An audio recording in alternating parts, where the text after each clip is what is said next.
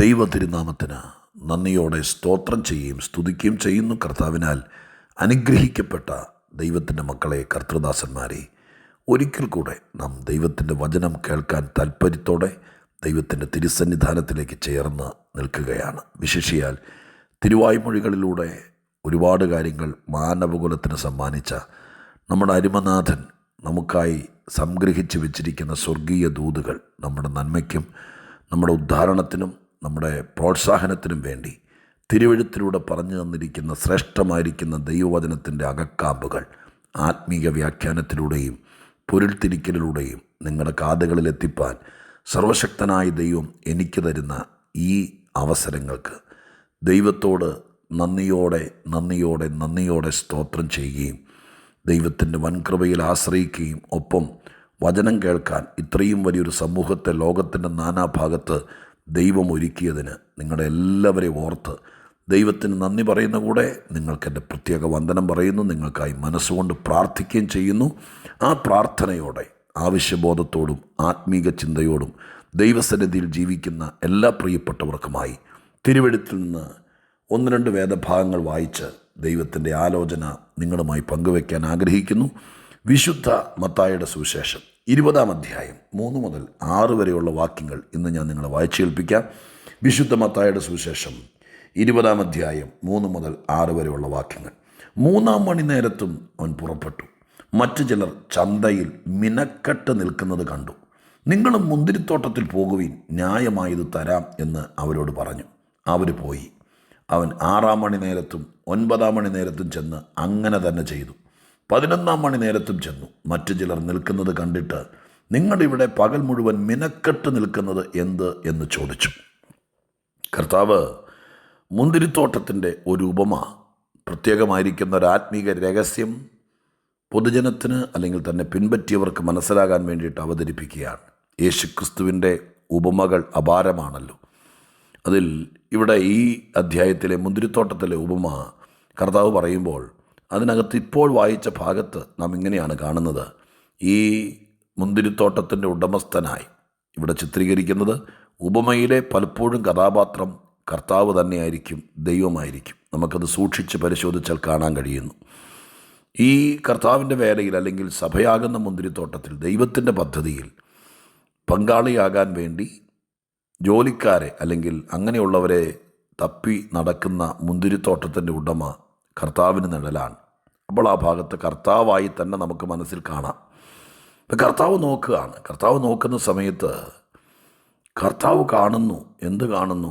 ആളുകളെല്ലാം മെനക്കെട്ട് നിൽക്കുന്നു. അവിടെ എഴുതിയിരിക്കുന്ന, ഒന്നിലധികം പ്രാവശ്യം എഴുതിയിരിക്കുന്ന, മനുഷ്യനെ നോക്കുമ്പോൾ സർവശക്തനായ സൃഷ്ടാവ് കണ്ട ഏറ്റവും വലിയ പോരായ്മയാണ് ആ വാക്കുകൊണ്ട് നമ്മൾ മനസ്സിലാക്കുന്നത്. എന്താണ് ആ വാക്ക്?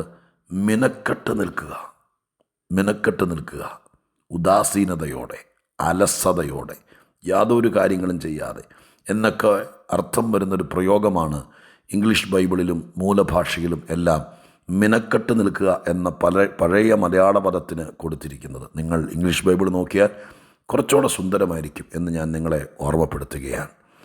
അപ്പോൾ സൃഷ്ടാവായ ദൈവം, ഇനി നമ്മൾ കുറച്ചുകൂടെ ആ ഉപമയെ ദൈവത്തിങ്കിലേക്കും നമ്മളിലേക്കും അടുപ്പിച്ചുകൊണ്ട് മറച്ചു വയ്ക്കാതെ ഒരു കഥ പറയുന്ന ലാഘവത്തോടല്ല, മറിച്ച് സൃഷ്ടാവായ ദൈവത്തിൻ്റെ മനസ്സറിഞ്ഞ് നമുക്ക് ആ ഭാഗത്തെ ഒന്ന് ചിന്തിക്കാം. ഈ ഉപമയിലെ തോട്ടക്കാരൻ അല്ലെങ്കിൽ ഈ മുന്തിരിത്തോട്ടത്തിൻ്റെ ഉടമ സർവശക്തനായ സൃഷ്ടാവാണ്, മനുഷ്യനാണ് ബാക്കി ഇവിടെ മെനക്കെട്ട് നിൽക്കുന്നവർ. ഇപ്പോൾ സൃഷ്ടാവ് നോക്കുമ്പോൾ ഇവിടെ എല്ലാം മനുഷ്യൻ്റെ മെനക്കെട്ട് നിൽക്കുന്നു. അങ്ങനെയല്ലേ വാക്ക്? 9-ാം മണി നേരത്തും 11-ാം മണി നേരത്തും 6-ാം മണി നേരത്തും എല്ലാ സമയത്തും നോക്കിയാലും ചന്തസ്ഥലത്തും വഴിവക്കത്തും വീട്ടിലും എല്ലായിടത്തും മെനക്കെട്ട് നിൽക്കുന്നു. പ്രിയപ്പെട്ടവരെ, ദൈവം സൃഷ്ടിച്ച സൃഷ്ടിയുടെ ഏറ്റവും മണിമകുടമാണ് മനുഷ്യൻ. അത് ഞാൻ പറയണ്ടല്ലോ. എന്നെ കേൾക്കുന്ന നിങ്ങളെല്ലാം മനുഷ്യരാണല്ലോ. ലോക സൃഷ്ടിയിൽ അഥവാ ദൈവ സൃഷ്ടിയിൽ ഏറ്റവും പ്രത്യേകതയാൽ സൃഷ്ടിക്കപ്പെട്ടതാണ് മനുഷ്യൻ. ദൈവത്തിൻ്റെ ഒരു സൃഷ്ടിയും ഒരു ടൈം പാസിന് വേണ്ടി ദൈവം ഉണ്ടാക്കിയതല്ല. അങ്ങനെയാണെങ്കിൽ മനുഷ്യൻ എത്രയധികം! ആ മനുഷ്യനെ ചുമ്മാ മെനക്കെടാൻ വേണ്ടിയിട്ട് വെറുതെ ഒരു പണിയില്ലാതെ കവലയ്ക്ക് പോയി നിൽക്കാൻ, ആരുടെയെങ്കിലും കുറ്റം പറയാൻ, ഈ ലോകത്തിൽ ഒരിക്കലും നടക്കാത്ത കുറേ കാര്യങ്ങളെക്കുറിച്ച് വെറുതെ തമാശ പറഞ്ഞ് ജീവിതം പാഴാക്കാൻ, ലാഘവത്തോടും അലസ മനസ്സോടും യാതൊരു ഉത്തരവാദിത്വമില്ലാതെ ഉദാസീനനായി ജീവിച്ച് തീർക്കാൻ സർവശക്തനായ ദൈവം ഇത്ര ശ്രേഷ്ഠമായിരിക്കുന്ന ഒരു സൃഷ്ടിക്ക് ജന്മം കൊടുക്കുകയല്ല. ഞാനീ പറയുന്നത് നിങ്ങൾ മനുഷ്യനാണെങ്കിൽ ഈ കാര്യത്തിൻ്റെ ഗൗരവം നിങ്ങൾ മനസ്സിലാക്കണം. എന്നെക്കുറിച്ചും നിങ്ങളെക്കുറിച്ചും ദൈവമായ കർത്താവിൻ്റെ സൃഷ്ടിപ്പിൽ ദൈവം ആഗ്രഹിച്ചത് ചുമ്മാ രാവിലെ എഴുന്നേൽക്കുക, കുറച്ചെന്തെങ്കിലും ചെയ്യുക, തിന്നുക, കുറേ ന്യൂസ് പേപ്പർ വായിക്കുക, കുറേ ന്യൂസ് കേൾക്കുക, കുറേ കാര്യങ്ങൾ അങ്ങോട്ടും ഇങ്ങോട്ടും ഒക്കെ പറഞ്ഞ് തെക്ക് വടക്ക് നടക്കുക. അയ്യോ, ഇത് ദൈവത്തിൻ്റെ പ്ലാനല്ല. ഇത് കേൾക്കുമ്പോൾ നിങ്ങളുടെ വീട്ടിൽ മെനക്കെട്ടിരിക്കുന്ന ആരെങ്കിലും ഉണ്ടോ? നിങ്ങൾ ലൈഫിൽ ചുമ്മാ മെനക്കെട്ട് ജീവിതം തള്ളി നീക്കുവാണോ? കഞ്ഞി വയ്ക്കുന്നുണ്ട്, വസ്ത്രം കഴുകുന്നുണ്ട്, അലക്കുന്നുണ്ട്, തേക്കുന്നുണ്ട്, തലമുടി ചെയ്യുന്നുണ്ട്. അതവിടെ നിൽക്കട്ടെ, അത് നമുക്ക് വേണ്ടി ചെയ്തല്ലേ പറ്റൂ. പക്ഷെ മനുഷ്യനെ കഞ്ഞി വയ്ക്കാനും മുറ്റം തൂക്കാനും പാത്രം കഴുകാനും മാത്രമായിട്ട് സൃഷ്ടിച്ചതാണോ ദൈവം? ഒരു ലൈഫിൽ ഞാൻ അതിനെക്കുറിച്ച് വിശദീകരിക്കുമ്പോൾ 5-8 മിനിറ്റ് കൊണ്ട് ഒതുങ്ങുമെന്ന് എനിക്ക് തോന്നുന്നില്ല. പുരുഷനാകട്ടെ സ്ത്രീ ആകട്ടെ, ഈ ഭൂമിയിൽ ദൈവമായ കർത്താവ് ആക്കി വെച്ചിരിക്കുമ്പോൾ അവരിൽ നിക്ഷിപ്തമായിരിക്കുന്ന സ്വർഗീയ പദ്ധതികളില്ലേ, അത് നടക്കാതെ വരുമ്പോൾ അതിനുപയോഗിക്കുന്ന പദമാണ് ഈ മെനക്കെടുക എന്നുള്ളതിന് ബൈബിൾ ഉദ്ദേശിക്കുന്നത്. ഞാൻ സ്പഷ്ടമായി പറയാം, ഒരു മനുഷ്യനും ഈ മണ്ണിൽ മെനക്കെടാൻ ദൈവം ആഗ്രഹിക്കുന്നില്ല. ചുമ്മാ മെനക്കെട്ട് നിൽക്കട്ടെ, അങ്ങനെ നിൽക്കട്ടെ, തൂണും ചാരി നിൽക്കട്ടെ, വെറുതെ എവിടെയെങ്കിലും പോയി നിൽക്കട്ടെ. ഒരു ജോലിക്കാന്നും പറഞ്ഞ് പോയതാണ്, പക്ഷെ അവിടെ ചെന്നു ഒന്നും നടക്കുന്നില്ല, വെറുതെ മെനക്കേടായിപ്പോയി. നമ്മൾ പലപ്പോഴും പറയില്ലേ, വളരെ പ്രതീക്ഷയോടെ പോയി, എൻ്റെ ഭാഷയെ ചുമ്മാ മനുഷ്യനെ മെനക്കെടുത്തി. സാധാരണ പറയുന്ന വാക്കാണ്, എല്ലായിടത്തും കേരളത്തിൽ അങ്ങോളം ഇങ്ങോളം മലയാളി എവിടെയുണ്ടോ അവിടെയൊക്കെ പറയുന്നൊരു വാക്കാണ്, വെറുതെ മെനക്കേടായിപ്പോയി. രാവിലെ ഒരു പ്രാർത്ഥനയ്ക്കാന്നും പറഞ്ഞ് വെറുതെ മെനക്കേടായിപ്പോയി. ചുമ്മാ എന്നാ പറഞ്ഞാ? അപ്പം എല്ലായിടത്തും മെനക്കേട് പരിപാടി നടക്കുന്നുണ്ടെന്ന്. പള്ളിക്കകത്ത് പോയിട്ടും പോലെ ചടങ്ങുകൾ നടക്കുകയല്ല. മനുഷ്യനെ മെനക്കെടുത്തരുത്. ജീവിതത്തിൽ, ജോലിസ്ഥലത്ത്, ആരാധനാ സ്ഥലത്ത്, എവിടെയും മനുഷ്യൻ മെനക്കെടുന്നു, സമയം പോയിക്കൊണ്ടിരിക്കുന്നു, ആയുസ് പാഴാകുന്നു. ഇത് തിരിച്ചറിയുന്നില്ല.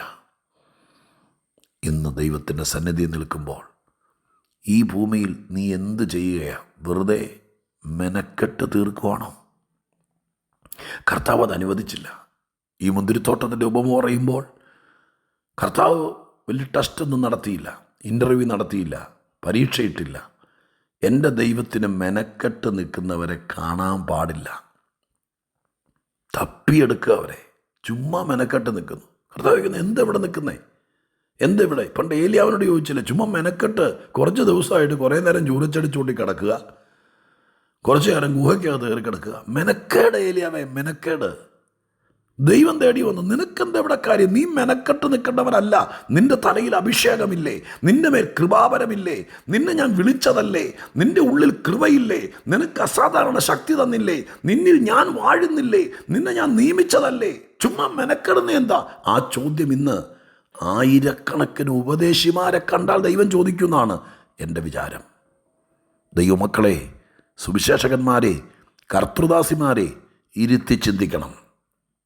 അസാധാരണമായിരിക്കുന്ന കൃപയും നിൻ്റെ വീട്ടിൽ നിൻ്റെ ചേടത്തിക്കോ അനിയത്തിക്കോ ആർക്കും കൊടുക്കാത്ത സ്വർഗീയ വെളിപ്പാടും, അല്ലയോ ദൈവദാസനെ, അധികാരത്തിൻ്റെ ദണ്ഡ് മോശയുടെ കയ്യിൽ വടി കൊടുത്തതുപോലെ സ്വർഗമേൽപ്പിച്ച കൃപയും ഇതെല്ലാം കയ്യിൽ തന്നിട്ട് ചുമ്മാ മെനക്കെടുക.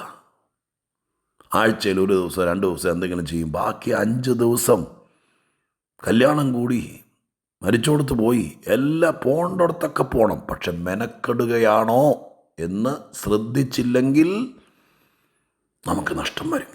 മെനക്കെടാൻ ഇവിടെ ആരെയും ദൈവമാക്കി വെച്ചിട്ടില്ല. നമ്മൾ തന്നെ നമ്മളെ മെനക്കെടുത്തുന്നുണ്ടാവും. മൂഡ് ഓഫ്, ഒരു സന്തോഷമില്ല, ഒത്തിരി കാര്യങ്ങൾ. പ്രിയപ്പെട്ടവരെ, ജീവിതത്തിൽ ആരെങ്കിലുമൊക്കെ നിങ്ങളെ മെനക്കെടുത്തി കാണും.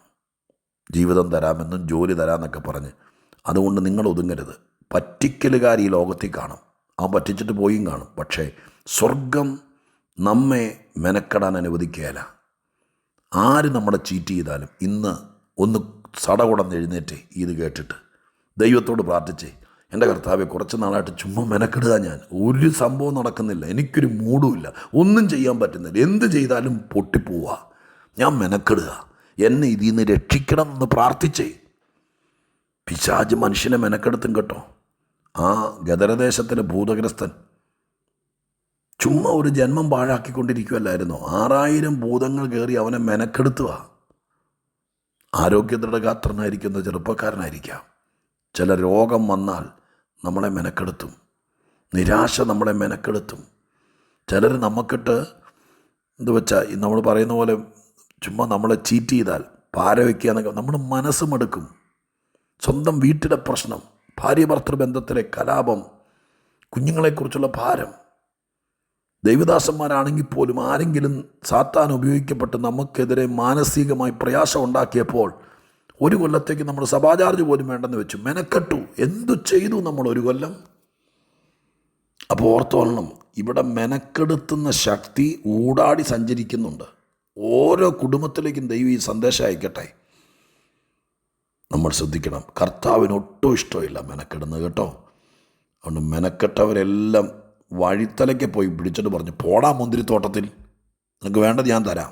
ഒരുത്തനും ദൈവത്തിൻ്റെ സദൃശ്യത്തിലും സ്വരൂപത്തിലും സൃഷ്ടിക്കപ്പെട്ട ഒരുത്തനും ഈ മണ്ണിൽ മെനക്കെട്ട് ജന്മം തീർക്കരുത്.